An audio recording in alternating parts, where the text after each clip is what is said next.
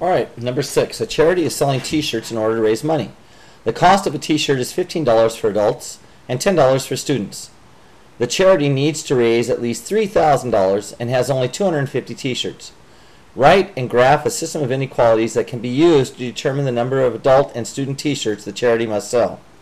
Well, there are two objects that are being used or worked with in this problem, and that is adult and student t-shirts. So this is what we're going to let the variables represent. So we're going to let X represent number of adult t-shirts,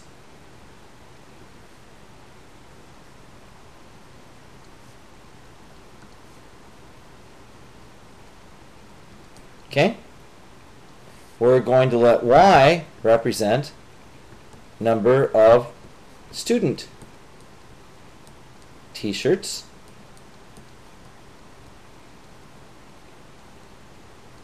okay? Alright, so if we look at a graph, think about this. If we look at our graph, if this is X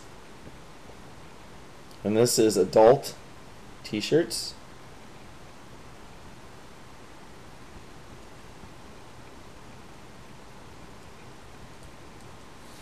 and this is Y, this is student t-shirts,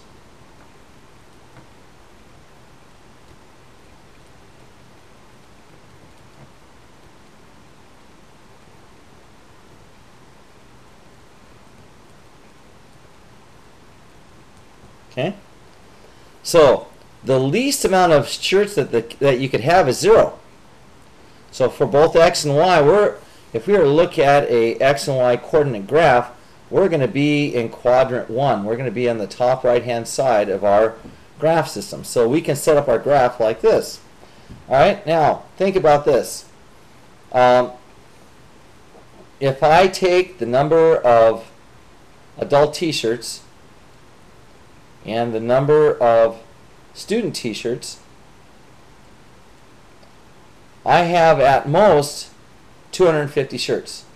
So I can have less than all the way up to 250. So that represents this portion of the information that's given to us. So we know that the number of adult shirts and the number of student shirts can be at most 250. They can be less, but it has to be at most. We all know that the cost of adult t-shirt is $15. So 15x represents the total cost of all adult shirts. And if I look at the cost for a student shirt, so 10 times the number of student shirts will represent the total cost of the student shirts. Now, we can make more, but we have to make at least $3,000. So right away, we have two sets of inequalities. Now, if I want to make this second inequality simpler, let's divide through by 5. So if I divide both sides of this inequality by 5, now I get 3x plus 2y is greater than or equal to, and it looks like 600. Okay? Now, this is where our shading comes into play. So, if I take this equation right here, x plus y less than or equal to 250. Oh, let's make that a little better. Let's work with that one first. So, if I let x be 0, y is going to be 250. And if I let y be 0, x is going to be 250. So, right away, I know I've got 0, 250, and 250 comma 0 will determine the line for this inequality. Okay? Now let's work with the second one. Alright, so let's take that and put it over here so we have room to work with this. Okay? So if I let x be 0, now I have 2y equal to 600, so y's got to be 300. and I let y be 0. Then I go 3x equals 600, so I know that x is going to be 200. Alright, so I know that at most, let's see here, it looks like my biggest numbers are going to be up to 300. So if I set my, so this is how you gauge kind of what kind of scale you're going to use. 100, 200, 300,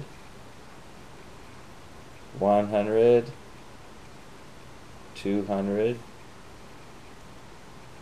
300. Okay, so let's see here. I have 0, 2, 50, so I'm going to make this graph red. I'm going to make this graph blue. Alright, I'm going to make this graph blue. Alright, so let's go with the red one first. So here I got 0, 2, 50, so I'm right here. Then I have 250, 0, which is right here. And now I'm going to go ahead and graph a line representing that x plus y equals 250. Now, where am I going to shade? If I let x and y both be 0, is 0 less than 250? The answer is yes. So I would go ahead then. Whoops, that didn't work. Let's try that again. So I would go ahead then and shade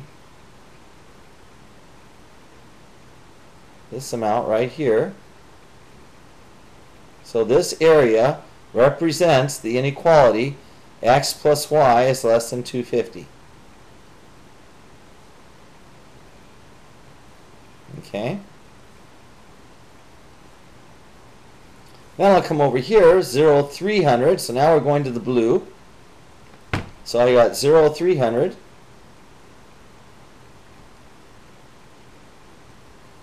And then I have 200, 0. Okay, and then I'm going to draw a line to those 2 points. Okay, and now this shading, let's see here. 3x plus 2y is greater than 600, so am I going to shade on the 0, 0 side or the other side? Well, let's see. If I let 0 plus 0, if I let x and y both be 0, that makes this left side 0. So the question is 0 greater than 600? And the answer is no. So I'm going to be shading on this side.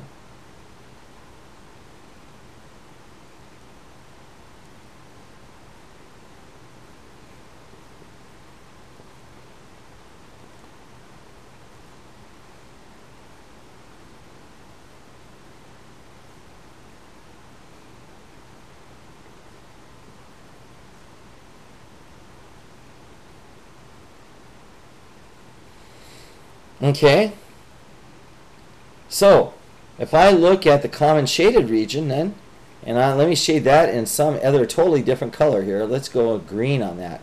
So if I was looking for the common shaded region, it's going to be this area right in here, where the CSR, so that's going to be the region where the two shaded regions overlap or intersect.